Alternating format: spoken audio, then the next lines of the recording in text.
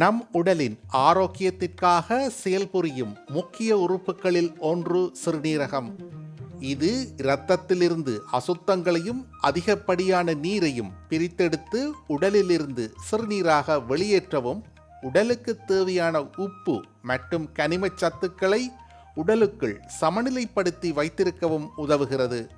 சிறுநீரகங்களை ஆரோக்கியமாகவும் நீரேற்றத்துடனும் வைத்து பாதுகாப்பது அவசியம்.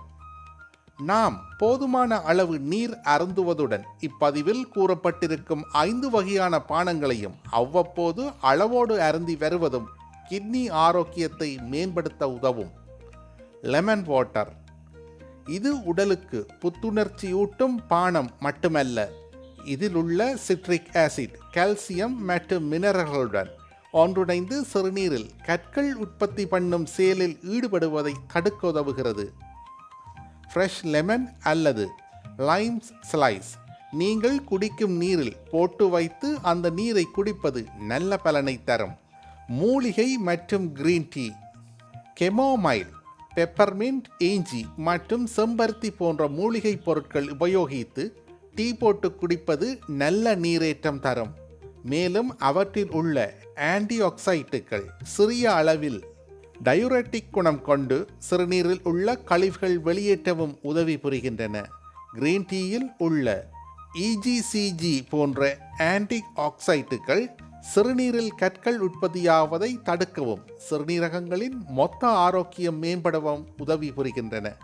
ஆல்மண்ட் ஆட்ஸ் மற்றும் தேங்காயிலிருந்து பெறப்படும் தாவர வகை பால். விலங்குகளிடமிருந்து பெறப்படும் பால் பொருட்களை தவிர்க்க விரும்புபவர்கள் இனிப்பு மற்றும் சுவையூட்டி சேர்க்கப்படாத ஆல்மண்ட் ஆட்ஸ் மற்றும் தேங்காயிலிருந்து பெறப்படும் தாவர வகை பால் அருந்தலாம். இதனால் அவர்களுக்கு நீரேற்றம் மற்றும் பல ஊட்டச்சத்துக்கள் கிடைக்கவும் வழிவகுக்கும். ஸ்மூத்தி வகைகள். குறைந்த அளவு சர்க்கரை மற்றும் பொட்டாசியம் அடங்கிய ப்ளூபெர்ரி, ஆப்பிள், ஸ்ட்ராபெர்ரி, கேரட் போன்றவற்றை பயன்படுத்தி இனிப்பு மற்றும் சுவையூட்டிகளை சேர்க்காமல் ஸ்மூத்தி செய்து குடிப்பது நீரேற்றத்துடன் பல ஊட்டச்சத்துக்கள் கிடைக்கவும் உதவி புரியும். இளநீர். இளநீர் இயற்கை முறையில் நீரேற்றமும் எலக்ட்ரோலைட்டுகளும் தரக்கூடியது. கிட்னி பிரச்சனை எதுவும் இல்லாதவர்கள் இளநீரை சர்க்கரை சேர்க்காமல் அளவோடு அருந்துவதில் தவறேதும் இல்லை.